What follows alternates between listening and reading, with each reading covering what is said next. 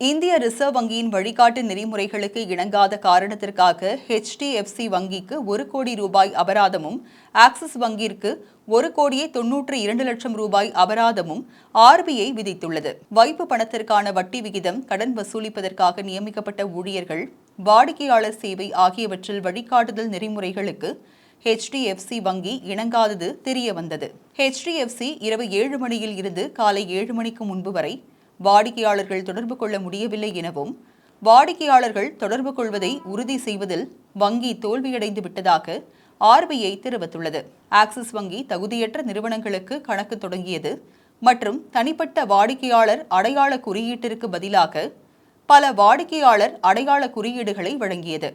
1,60,000 வரையிலான விவசாய கடன்களுக்கு பிணையம் ஏற்றுக்கொண்டது உள்ளிட்ட காரணத்திற்காக அபராதம் விதித்துள்ளது. மேலும் வங்கி நிறுவனங்களுக்கு அனுமதிக்கப்படாத வணிகத்தில் ஆக்சிஸ் வங்கியின் துணை நிறுவனம் தொழில்நுட்ப சேவைகளில் ஈடுபட்டுள்ளது கண்டறியப்பட்டது. இந்த நடவடிக்கையானது சட்டப்பூர்வ மற்றும் ஒழுங்குமுறை இணக்கத்தின் குறைபாடுகளை அடிப்படையாக கொண்டது என RBI தெரிவித்துள்ளது.